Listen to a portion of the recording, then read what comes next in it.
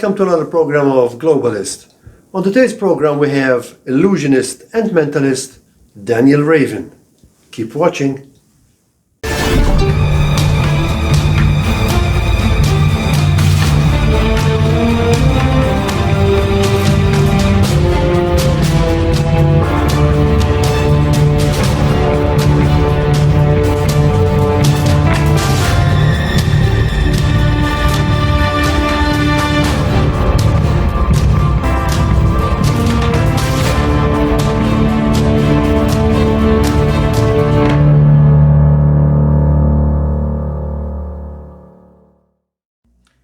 Welcome to another program of Globalist, and today we have Daniel Raven, the illusionist. I would like to go for the first question. Yeah.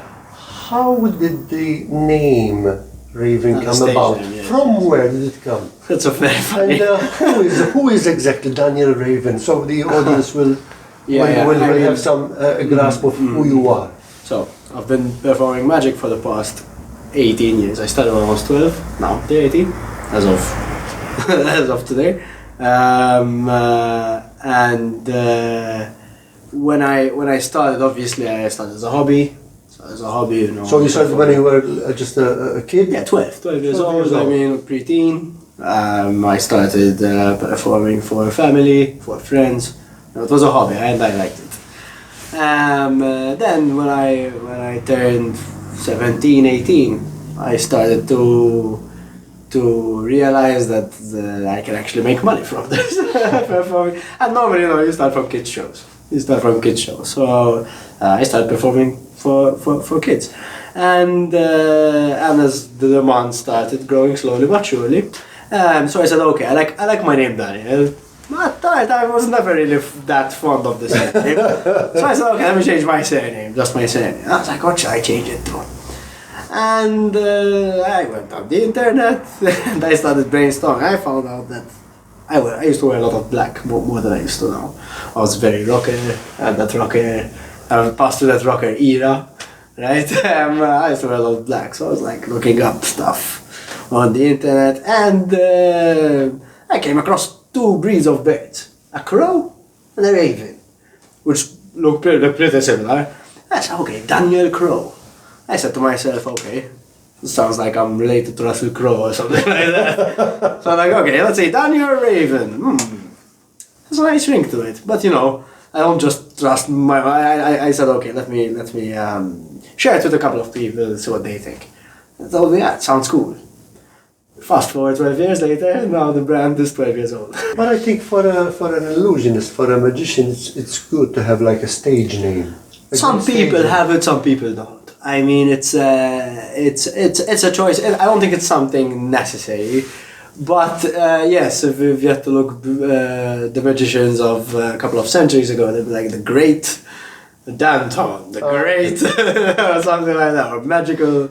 I mean, you can call yourself anything you want, really. Some people completely change their like even David Copperfield, because David Copperfield's name is David Sotkin. But I know performing artists who completely changed that. It's not even related. They just wanted was also the Charles Dickens character. Book, exactly. Yes, exactly, the Charles Dickens character. How long have you been practicing magic, and from where this passion actually came? We would like to know that. So like I said, I started 18 years ago, and before that, my pre-magician era, which is relatively short because it's only 12 years, I've kind of was always a believer. I mean, I was young, but I was always like a kid who was afraid of the dark. I believed to a certain way that I believed in ghosts. I was afraid of going and somewhere. I was like, I'm going to see a ghost. I was a bit of a scared child because of these things. Obviously, depending on people's beliefs, right? But not today. I don't believe they exist. I mean, today I'm not scared of the dark. Today, actually, I'm a bit of an adrenaline seeker. I jump from planes, skydiving. I go paragliding. Bungee jumping. I really love this. I think you don't use magic to do that. No. Okay. That's very real. Okay. Very anyway, and so I even believed in Father Christmas. You know, and like every other every kid, child, you know, like every exactly. child. But for example, I remember asking my sister, telling her like, "How does I also ask a lot of questions. I still ask a lot of questions. How does Father Christmas manage to deliver a gift for every child in the world in one night?" And my sister is 5 years older than me, so when I asked that question, she probably knew what Father Christmas was. And she told me, "Daniel, he stops time." That stuck. It blew your mind. It blew my mind. I'm like, I took my watch, and I'm saying, how? I mean, I tried to look at it, trying to make it stop, just my willpower. Actually, today, I actually perform. I haven't done it for some time. Unfortunately, won't show it here. But I actually can do it. Look, I stop time. In people's hands, I stop the watch. You know, as like a homage for that experience that I It would be a had. very good trick if you restart that watch. Yeah, of course. I mean, it sounds weird. So, and I actually started magic. It came. I don't know if it's call it fate, call it destiny, call it an accident. But we were in a ship which doesn't come anymore. Used to sell books. This ship is full of books. I remember, and I loved reading. And I see the small book which I still have. It's really small, like pocket. I can put it in my pocket. It's easy. Called Conjuring. You know, I was like, 2 years, I'm like, you know, what are these pages? I said, well, it was one Maltese lira back then, talking 2002 or something like this. I said, look, how to finish a coin, how to do your own magic wand, how to tear a newspaper and destroy it. Ma, can you buy it for me, please? You know, she's like, oh, okay. And I got hooked. I got what magicians call the magic bug. Which is once you get this magic bug, there's no cure. At least for me. So I've been passionate about it since the day I started. if we have to like look in the world of magic, magicians, illusionists, who would be your favorite? Like, who is your idol? What a tough question. Let me tell you something. Please don't tell me Harry Potter. No. It won't be that bad, I'm not. It's a fictitious character. No, the thing is, when I ask people, like, name a magician, normally they name two people. Well, 3 or more. But normally the 2 common ones are David Blaine and David Copperfield. Those are like now they mention Dynamo maybe or Chris Angel. But those 2, and all these 4 have something in common. They have a team of consultants. Who help them, listen, do this trick or do this trick differently or whatever, or do this at this location. They have a team of consultants. All these consultants, no one knows about them. They're Daniel Garcia, Wayne Haushin. These are two magicians that I really love their style and I really love their ways But of... these are like magicians too? They are magicians Or are as the well. creators of, like engineers? Magicians and creators. Like they engineer the trick? Yes, of course. They design the trick, they create it, they come up with the premise, they come up with the plot, the methodology, and they get a good performer like David Copperfield to do it. You know, I'm not saying that David Copperfield doesn't create magic, but he gives his own spin to it. He puts his charisma and character. No, so even there's the theater. There's reasons why you do. There's magic can be a lot of things. It can be sexy, it can be funny, it can be tragic, it can be. It's a very beautiful. It's like music, you know. It can be a happy song, it can be a sad. So shall we go for David Copperfield? Sorry. So shall we go for David Copperfield as your idol, or? No, I'd prefer like these names. These other. I mean, David Copperfield. What I like about David Copperfield is he's entertaining. I mean, to be honest, it's not much about the magic as much as it is about the entertainment. Because, in fact, they say there's no such thing as a bad trick, only a bad magician. Because I could come here and just take a coin, boom, vanish, and okay, but there's no drama, there's no story, there's no hook. You know, if you don't have these things in place, and this is about theater. You know, you lose the magic within the magic. You know what I mean? So you need to dress it up. I like it because it's out of this world. It's crazy. This is like a mental type of. Yeah, that's called a mental experiment.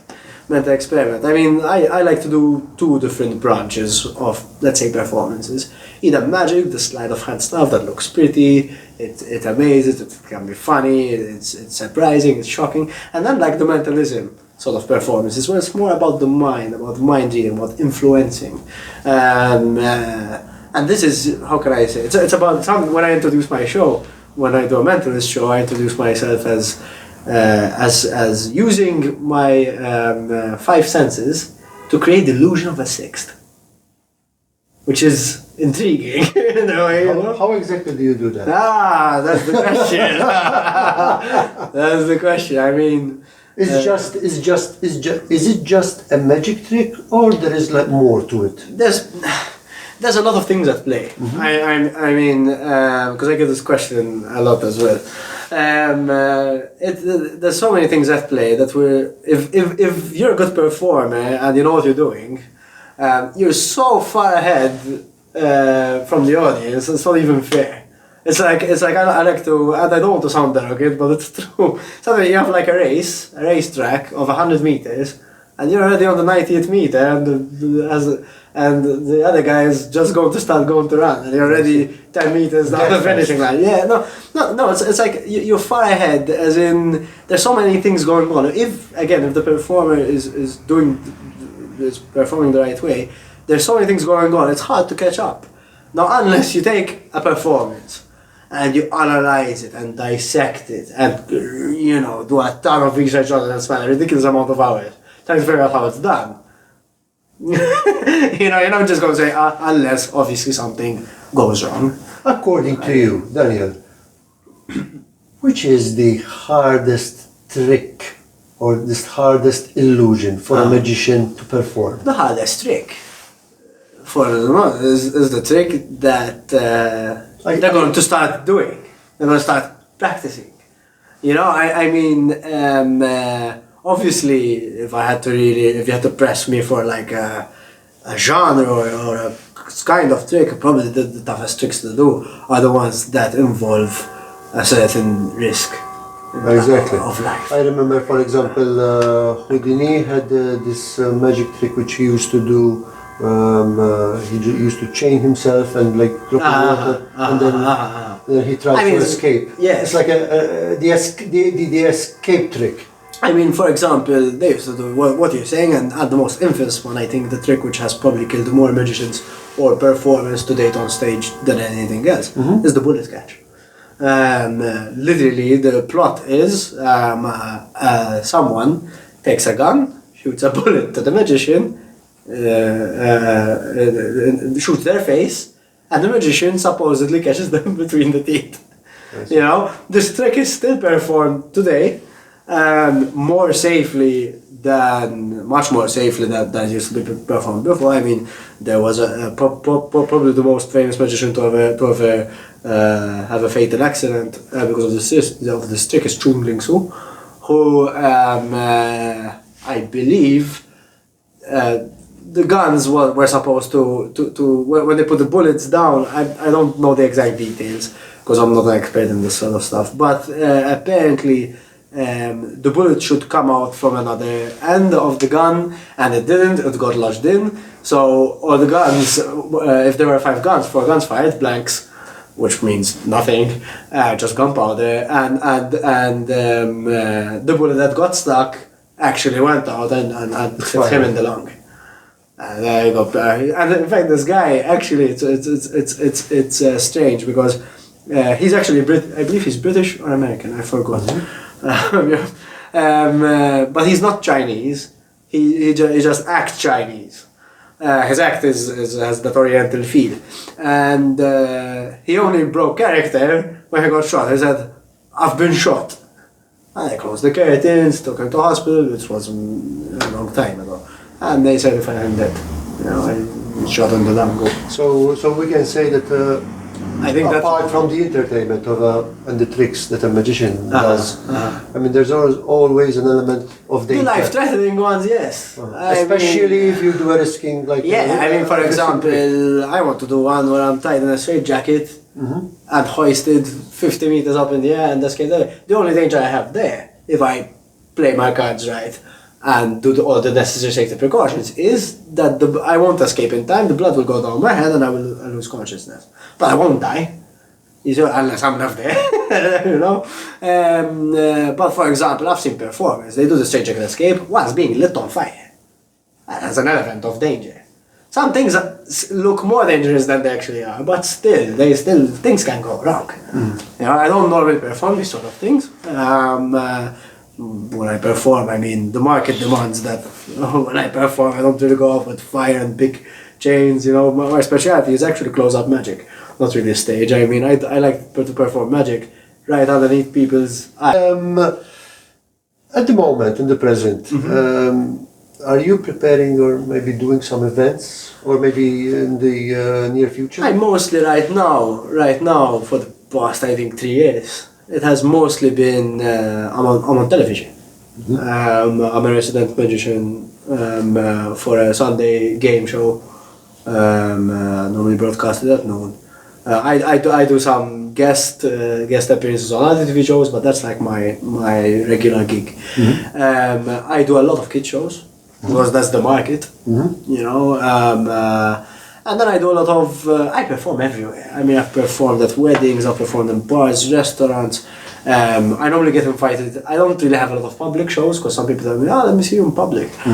I normally don't have so many of those. I normally get invited to private events, to even private homes. I don't limit myself to just adults or just kids or just clothes. I'm an all-rounder. It's fun. It's exciting. It's as long as there's magic tricks to do. Exactly, you know, I love doing it, and I think it shows, my passion shows to my performance, so I have fun doing it. It's not a job. It's good. So let's go for it. Let's do anything. I like to do things which are new. Where do you see Raven in the future? Hopefully he's still good looking. No, I would love to look like everybody. I would love to still look like this. I mean, if I still look young, that's great. It's a magic trick too? Yeah. It's an illusion. Yeah, you have to focus. Yes. I hope that I still have the same energy and passion. And maybe I don't know. Big aspirations to I hope to maybe performing abroad. If I have time, because you know I do other things. I have performed abroad. I'm happy to say I performed in Malta, Switzerland, France, and Germany and the UK professionally. I hope to maybe appear on some talent show, like big scale talent show. You know, make myself proud, make my country proud as well, because you know. Normally when artists perform abroad, more that's a big deal. You know? So it is a big deal. I mean, why not? As long as you're doing a good job. That's right. I mean, you have to be prepared. And you're doing something you love. Yes. I mean, you have to be prepared, and you have to be flexible as well and adaptable. Sometimes I go perform on television, and I know that I've been told that I have 5 minutes, and they tell me, Daniel, we're tight. We'll have 2. So I'm like, okay, no, all right. Inside I'm like, but let's do it. Okay, no problem. I was told to perform this TV show, and I was freaking out, like, oh my god, I'm gonna mess this up. And I did my 2 tricks. They came out very well. And the presenter, after off camera, he told me, "Wow, you're so confident." I'm like, seriously? I thought he was making fun of me. Oh, man, I'm freaking out. I'm about to throw up. He's like, really? You did it so well. I'm saying when it's live, because I do a lot of recordings. When it's live, I freak out a bit. I mean, so then I make sure that I do stuff which I can do in my sleep. Which I can be like this, and, you know, gun to the head, and I can still do it, you know? So... Is it like very hard to perform like tricks in front of a large crowd instead of like it comes with television? It comes with experience. I mean, as a kid, magic has been a very I owe a lot to magic because it changed my character. I was a very shy kid, and I know that most kids when they're young, shy, maybe an introvert. Now I talk a lot, as you can see. It gave me a lot of confidence. Magic, I think, is a big confidence builder, and you can't give it up after a couple of months, because I used to be like shy, not look people in the eye, not always looking down, like this, shaking, you know, cards are like going all over the place, slides I can barely perform them so it gives you a lot of confidence. And yes, probably my first crowd, which was like, I think I was performing at the university, I was freaking out. I'm like, oh my god, like 1,000 people here. But now even like I'm performing, I had a kids show at a school, like 400 kids. I'm like looking at them, I'm like, no problem, you know, just another day at the office. There's like nothing in hand. I mean, you kind of get the butterflies are not as big as they used to be. There's a really good performer called Jeff McBride. He's like probably a legend amongst magicians. Probably most people who are not involved in magic don't know about him unless you've been to Vegas, because he has a really good show there. He says it's okay to have butterflies, but make them fly in formation.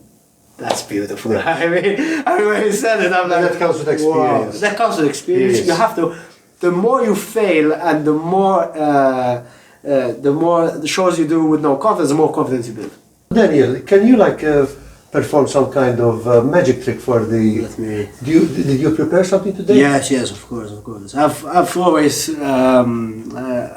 been into card tricks. I do other things, but card tricks. So these are like the first few tricks I've started to learn. You know, it's a very convenient go-to prop. Card tricks are like forte. I would say yes. Or like I said, I do other things, but cards I love. Can you like? I'll try something. Make money appear out of nothing. Make money appear out of nothing. I go to work. You know, I go to work. Okay, let's see what he can do. So, do you have a deck of cards? No, that's okay. I got mine. I mean, usually, you know, when I'm performing, not really whole. I have, but they are tarot cards. Oh, tarot cards. Okay. No, I mean, because normally people, you know, when you get out your own props, people start suspecting, they're trick cards. It's not true. I mean, if we're getting, for example, they're cards that like any other. I mean, they're marked in the front and they're marked at the back. Because they told me using marked cards. It's true. Look, they're marked at the front and the back. They're all the same at the back, naturally, and then they're different at the front. So what I do, obviously, is I just memorize where the aces are, and then all I have to do is cut, for example, is 15 from the top. That would be the first ace, the ace of hearts. Now the second ace, due to all that cutting, has now moved to the 32nd position, if I'm not mistaken. So all we have to do now is get the second ace, and that's the ace of clubs. Third ace is now, it went all the way to the bottom, or close to the bottom I would say. So all we have to do is just cut the bottom to the top, and there we have the ace of spades. Ace of diamonds is the last one. That's the toughest one. We'll make it even harder by shuffling the deck just like so. But I'm actually in control of every card in the deck, because all we have to do is spin, swivel, and cut, and we have all 4 aces. Wow. You can actually, you know what it means when you've handled cards for the past 18 years. Daniel, can you maybe perform some mentalist trick? Mentalist trick, okay. So this do you call it a mentalist trick, or there's some kind of terminology? Trick, yeah, I guess. Okay. They call them experiments. Experiments, okay. Yes. Okay, actually I'm very fond of this one. And I get good reactions usually out of it. Using a deck of cards again. As you can see, they're all different. The cards are all different. So there's no particular order. However, I would encourage you to shuffle them, just to make sure you know. Because whilst I am, I cannot shuffle put a bit up so we can. I cannot shuffle them like you. That's not bad. That's not bad actually. You're cutting the cards essentially, but anyway. It's not too bad. At least you're not dropping them. I mean, that's the most important. I don't know. Alright, that's all. I think it's good. Okay. You're convinced that the order is now new. Yes, exactly. I'm just going to do like this. Just say stop anywhere you like. Don't let me influence you. We haven't set anything up. True. We haven't set it up. Say stop anywhere you like. Stop. Right here. I'm gonna give you a chance to go a bit more if you like. Okay. But you're happy here, okay, or go a little more. Go a little more. Okay, stop. Are you happy here? Yes. Want to go? What? Obvious. Want to go a little more? Leave it. Doesn't matter. Okay. Okay. So, would you like this card or this card? Your choice. This one. This one. this one, so we'll put it right on top just for it. Now, I'm going to reveal what the card is, okay, to the camera, to you, whilst looking that way. Alright, so I'm just going to create my, alright, do we have, yes, can you see the card? Is it? Can the camera see it? Everything's okay? Exactly. We can even. Ah, you want to show it? Yes, we can even show it to the audience. Sure. Okay. Okay. Yeah, you can shuffle everything back. I will shuffle everything back. You can also take this one as well. I don't know what it is, but just shuffle it and put it on the table. Can I look? Yes, I can of look. course. Okay. Of course. There you go. Perfect. Now, what would you like? The left hand or the right hand? Left hand. These days, people usually love left. Oh, okay.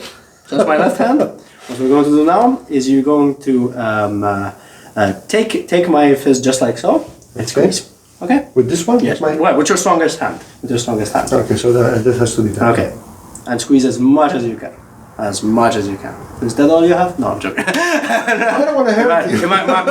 My hand is actually like it's like freaking out right now. Squeeze. Now, what I want you to do is right now you have either ace 2 3 4 5 6 all the way to 10 or king queen jack. Never mind the suit for now. Just think of the letter or the number. Do you have it in mind? Yes. Perfect. What I'd like you to do is imagine through your fist you're seeing your number or letter. I don't know what it is. So actually let's put it like this. Okay, let's put it like this and squeeze. Squeeze. Perfect. Okay, can you see your number? It's like burning an image on my skin of the number or the letter. Okay, anyway, ace 2 3 4 5 6 7 8 9 10, king queen jack. Okay, go. Release. So I actually don't pass out. Alright, and as you can see, if I had to do this, there's actually something forming there. It looks a lot like a 7. Is that? Let's make it closer to the camera. Yes. Maybe. Can you see the 7 right there? Looks pretty clear. Leave it. 1 second. Otherwise, okay, no. That's amazing. Okay, it is 7. Right? Was it a 7? It is. Okay, because it was an 8 and you draw. Okay, no, that's a 7. And was it? It's a red. Was it a red 7? A red 7. Red 7. Yes. You have the suit. Do you remember the suit? You remember? You don't. No. No, that's okay. But it was a red 7. It was a 7. It was a 7. Red. Okay, 7 red. But there you go. Yeah. You are really believing in that. I mean, that's going to stay there for a while. I think that deserves an applause. That deserves an applause because it's amazing. Thank it's amazing. you so much. I'm amazed, honestly. Perfect. Thank you very much. Raven, it was a pleasure having you here today. Pleasure's over. Thank you for those beautiful and amazing magic tricks. Cool. I hope to see you again in the near future. Definitely. Thank you for accepting our invitation. Cool. That was the program today. Until program next week, me, Robert Henry, and Daniel Raven will bid you farewell.